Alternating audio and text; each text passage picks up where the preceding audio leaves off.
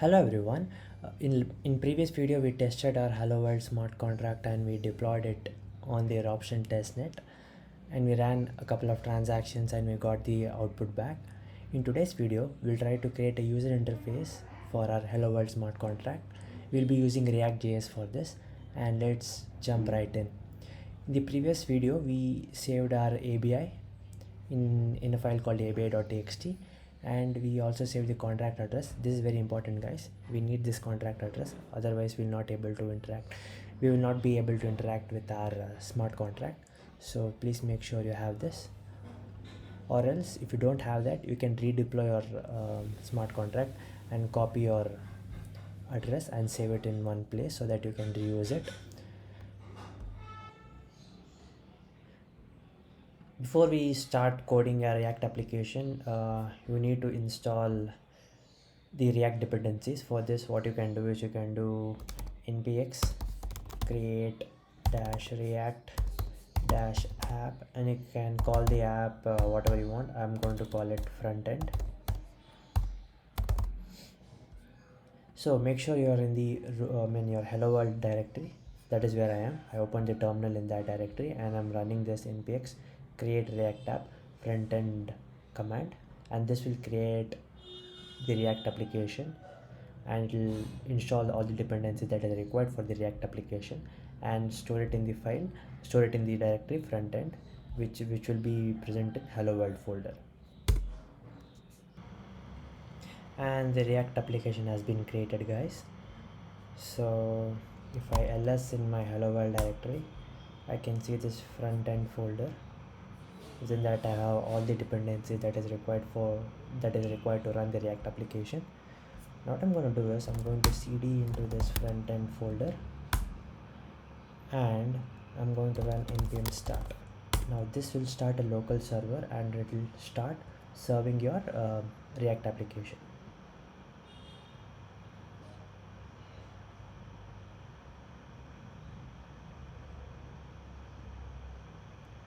Yes, as you can see, our React application is working. Now I'm going to open this app.js file and I'm going to remove all the code. This is the default code that we get when we install the React application, and we don't need this. We're going to code our own code. So let's give a div tag.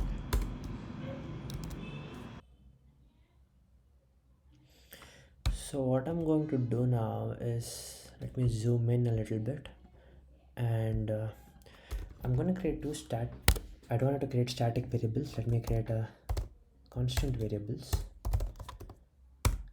Let me call it contract, and I'm going to copy paste this string from contract address.txt, and I'm going to paste it here. Next I'm going to create another constant variable called contract abi, and I'm going to abi.txt file, and I'm going to select the entire thing, command A, and I'm going to copy this and I'm going to paste it here. This is the contract abi.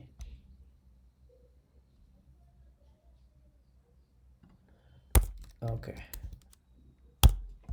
perfect.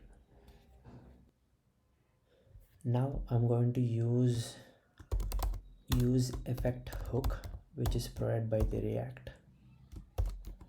So guys, let me know if you guys want a little refresher on React basics. I can do that video as well.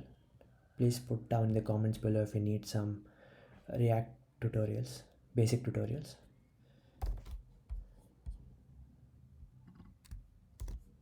I think I have to import use effect.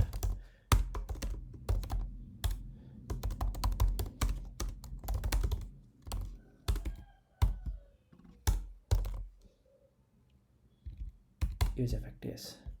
So use effect is basically used when you want to write some side effects code. The part of your code which makes some API calls and other logging types, other logging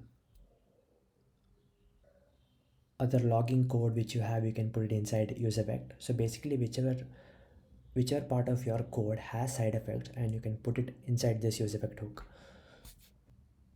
Right now, if you look at the browser, you'll find nothing because we haven't done anything yet.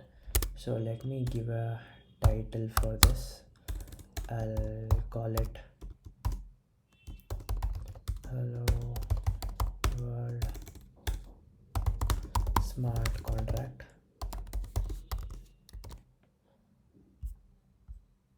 And there it is.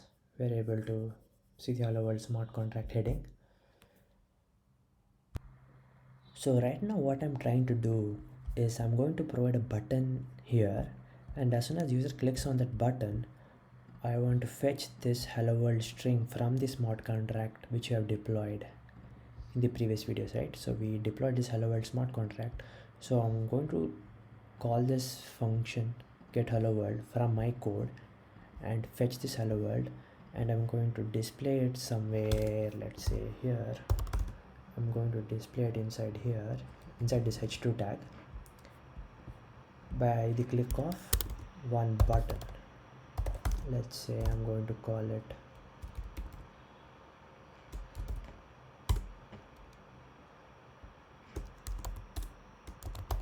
fetch hello world. Okay, I have the button. So at the top right corner, I have this MetaMask icon. I can click on it and I can log in into this. So my MetaMask wallet is ready. So if you guys don't know how to set up a MetaMask wallet, you can go back and check out my previous video where I have made a in detail video on how to create a MetaMask wallet. Right now we have 4.99 ether. So we have to install one more dependency, which is Web3. So I'm going to cancel this process on my terminal by clicking Ctrl+C, and then I'm going to npm install npmi web3, and I'm going to run it. Inside my use effect, I'm going to create one async function called fetch data. I'll call it fetch data, and I'm going to call this function at the start of the use effect hook. Let's say await. I don't want to say await, I'll just call it. And the reason why I'm sending an empty parenthesis here, empty set of square brackets here, is that I want to run this effect only once when this function initializes. That is, when the app function initializes, I have to call this use effect only once. That is, I want to call this arrow function only once. That is why I'm passing this empty array. In the first line of this function, I'm going to say window dot web3 is equal to new web3 window dot web3 dot. Let me check what the web3 instance is right now. If I go to my browser and I click on the console tab, I open my developer tools. So to open your developer tools, right click on your browser, go to inspect, and you have it here. Click on the console tab. Here I'm going to clear everything, and here I'm going to type web3 and click enter. So here I have the handler, target, and I have the current provider. So I'm going to inject web3 dot current provider into this web3 class. Web3 dot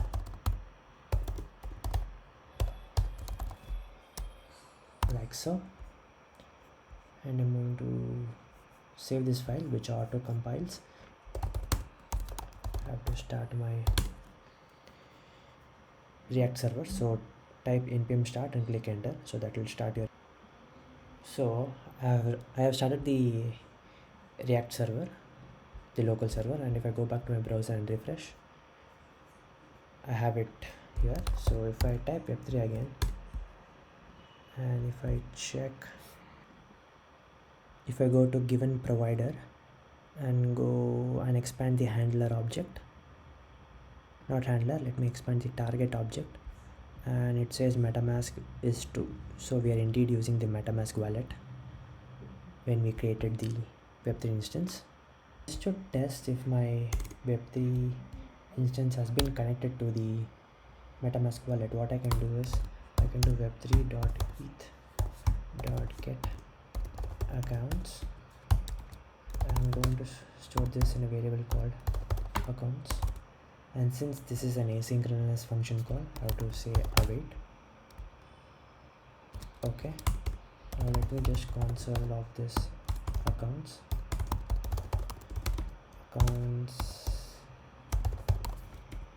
Perfect. Now let me save this file.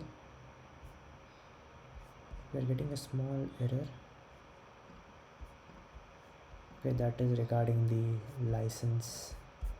licensing issue of our smart contract. This is not really a problem, it is just a warning, so we can skip that for now. But still we have an error. It says web3 is not defined on line 14. Okay, we need to say window.web3. Perfect. So let me go back to the browser. If you look at the accounts log, you can see we are getting an empty array. Interesting. And also if you click on the MetaMask, we can see that we are not connected. So guys, after a bit of research, I have found the solution for why we are not able to see connected here. The reason is we need to add this piece of code. I'll paste this link down in the description if you guys want to go through this. So what I'm going to do is I'm going to copy this piece of code, and I'm going to go back to my async function, and I'm going to put it at the top. I'm going to add window.ethereum, and if you guys previously I had put here window.web3.current provider, so instead of that just put window.ethereum, and I'm going to save this. And if you come back to the browser and if you refresh the page, you should be getting a MetaMask prompt, and you can select your address, whichever account has a balance. Right now my first account has 4.99 ether balance, so I'm going to select that account, and I'm going to click on next, and then I'm going to click on connect. Yeah, now you can see we get this connected green icon here, which means our application is successfully connected to the MetaMask wallet. And also you can see here we are getting back the account which we selected right now. Right now this account is an array of single string, which is my public address. What I'm going to do is I'm going to store this. Let's say I'll call the variable my account, and I'm going to store this accounts of 0. Instead of this, I'm going to create a variable here,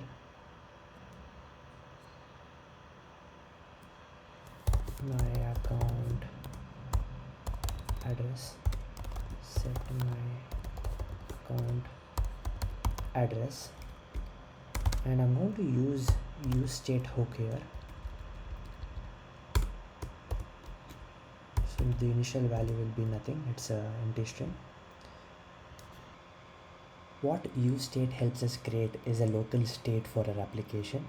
So right now I'm creating a variable called my account address, and I'm setting it to an empty string. So the benefit of using this useState hook is that, so whenever I want to change my account address, I can use this set my account address function returned by the useState, and I can pass whatever value I want. So whatever value I pass into this, that will be the new value of the variable my account address.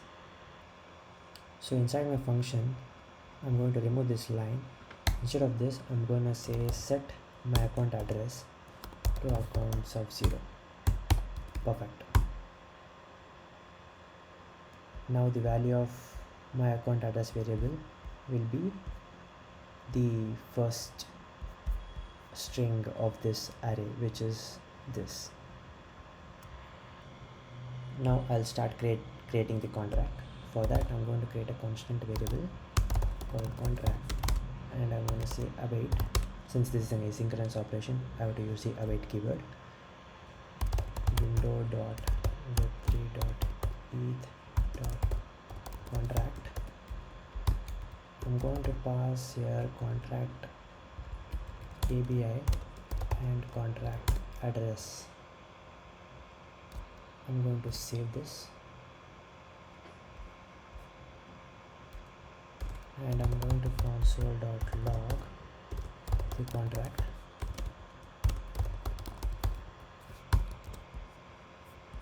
Guys, one more thing to note here. I'm getting an error. So the reason for the error is please use the new keyword to instantiate web3.eth.contract. Oh, okay. So since this is a class, contract is a class, I have to create an instance of that contract class. That's why it was throwing that error. Let me save this again and go back to my browser. Now we are getting another error. You must provide the JSON interface of the contract when instantiating. I think the reason for this is because this contract.abi is a string. Let me parse it. Let me say json.parse contract ABI and save this. Go back to my browser, and yes, it is working. The MetaMask is connected. So let me reload this page, and here it is. We got the contract. As you can see, the address of the contract, and we should have a methods field. Inside that we have that get hello world function. Perfect. So guys, if you don't get this contract, make sure that you have deployed the contract properly, and make sure that please connect to the network to which you have deployed the contract. Right now I have deployed my smart contract on the Ropsten testnet, and I'm connected to the Ropsten testnet using my MetaMask wallet. Make sure that whichever testnet you have used, make sure you connect to that particular testnet so that you get the response without any error. So the last part which is pending is I need to fetch the hello world string from our smart contract which is deployed on the Ropsten testnet. For that, I can create a variable called message, and I'm going to say await contract dot methods dot get hello world, which is nothing but the function name. You can just copy this and paste it over here, and then I'm going to call this function. Then at the end, I'm going to console.log message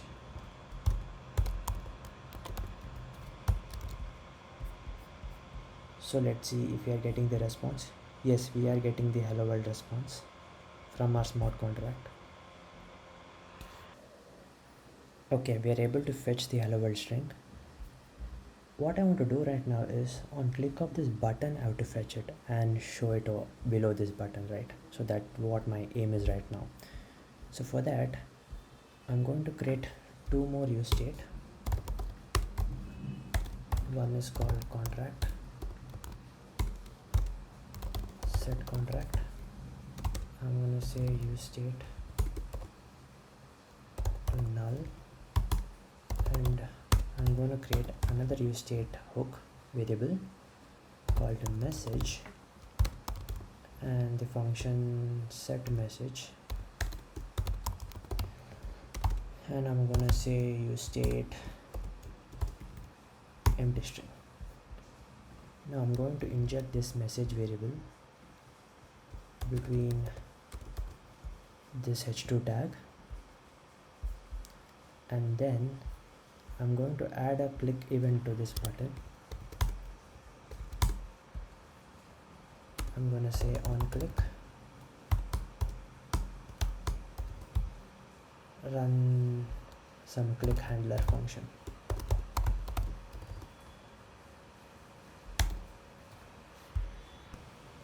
So I'm gonna create this function called click handler here, function click handler. Okay, so I don't have to call this, the React will call it automatically when I click on this button. So just to confirm if this function is getting called on click, I'm gonna console log clicked inside this function. I'm gonna save it. I'm gonna go back to my browser, refresh the page. When I click on this button, yes, I'm getting the clicked text. So first I'm going to store this contract in a variable, that is this variable. What I'm going to do is set contract, and I'm going to say contract. Right now when I click on this, I'm just getting the clicked text. What I want to do is I want to fetch the message. So I can copy this piece of code, cut it, and put it inside this. Now instead of console logging, what I can do is I can do set message. Okay, now this contract variable is nothing but this one, and this account address I have to set it. So copy this account address variable, come down here. Okay, I'm setting it here. I have to make this function async. Since we are using an asynchronous piece of code inside this click handler function, we have to make this async. Now this should work. Let me save this and go back to my browser, refresh it, and click on fetch hello world. And yes, we are getting the hello world text, and we are displaying it in the browser. So I'll just explain the code flow quickly. So what we are doing is we are storing the contract address and ABI, which we had previously copied and stored it in these text files, and then we're using a use effect hook to call or to make to connect to our MetaMask wallet. I just want to run this use effect only once. For that, I'm just passing an empty array, which is a way to make the use effect run only once. And inside use effect, I'm calling a function called fetch data, which is an asynchronous function, and this function first provides the MetaMask prompt to connect to the application, and if the user gives connect, it will connect, or else it will throw an error. So let us wrap this in a try catch.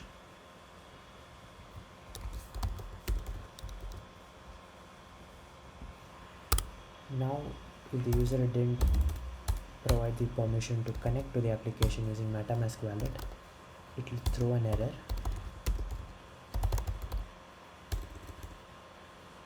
And that error, I'm going to console error to my console. Perfect. After that, I'm trying to fetch my account, and I'm setting the first value of this account's array to this my account address variable. So I'm using the set account address function provided by my useState, and I'm trying to set my account address variable, and then I'm fetching the contract. Not actually fetching it, I'm trying to create a contract instance using my ABI and address. Since our MetaMask wallet is connected to the adoption testnet where we have deployed the contract, hello world contract, we're able to get the contract instance, and I'm going to set the contract instance to this variable, and then I'm console logging it. After that, on click of this button, that is fetch hello world button, I'm calling this click handler function, which is making use of this contract variable, and it's calling that methods property. Inside that we have the get hello world function, which is same as the function name which we have provided in the contract, hello world contract, and it is going to call that function. Now this is an asynchronous operation. We are using an await keyword, and when this function gets resolved, it will return the text which is returned by the hello world function, which is hello world. and that will be stored in message variable, and I'm setting this variable to this, and I'm setting this message value, which is hello world, to this message variable, and this message variable is used within this h2 tag. So as soon as I set this message variable, it will reflect here. So that is why when I refresh it and click on it, it will wait for some time. After it fetches the hello world string, it will show inside that h2 tag. As you can see, within the h2 tag, I have this hello world text. Let me try to make this page more prettier, and I'm going to clean my code a bit. I'm going to remove all the console log, since we don't need that for the actual application to run. I'm just going to remove it, and I'm going to remove the extra lines as well. I'm just trying to remove all the unnecessary console logs.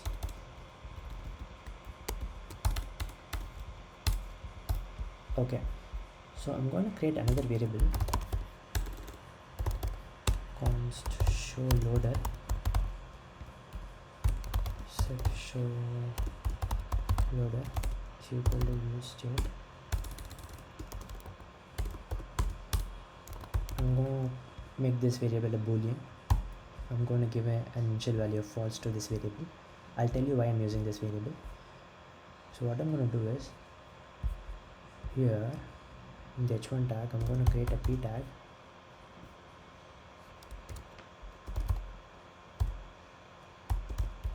and I'm going to put this text inside this, and I'm going to create a span tag.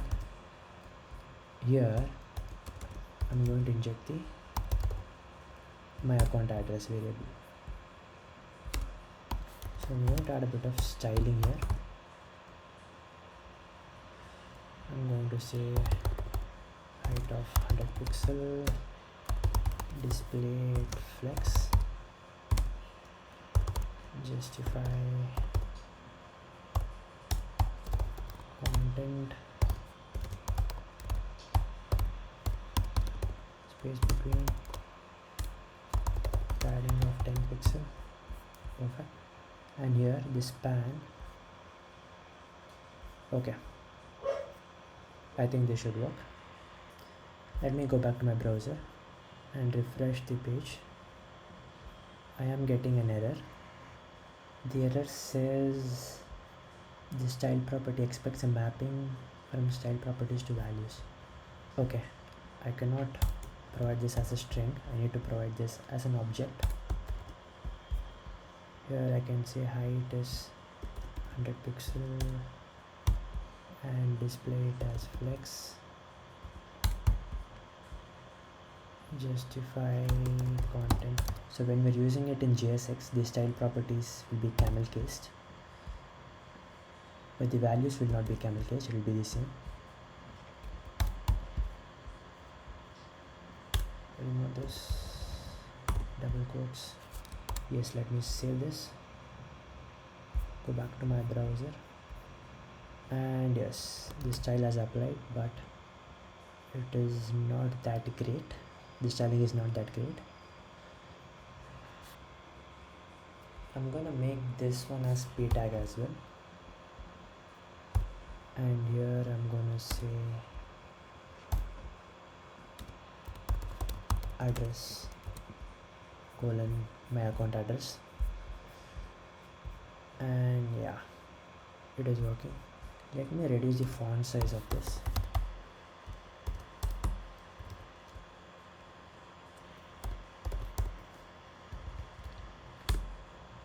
I'm gonna make it 10 pixel.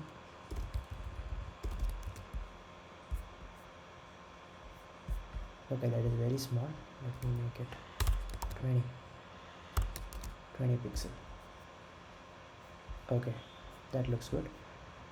And let me set the background color of this.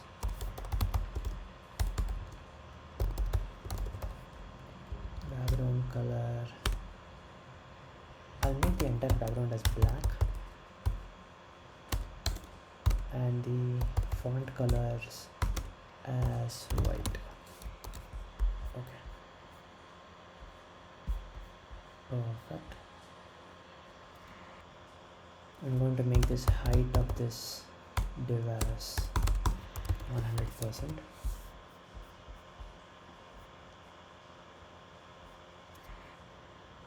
Not 100%, let me make it 100 view height, 100 VH. And if I go back to my browser, I should see the entire document blue but only the text as white.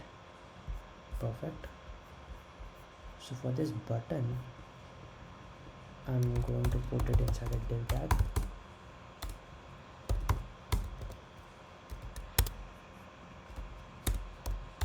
I'm going to add a styling to this div as well.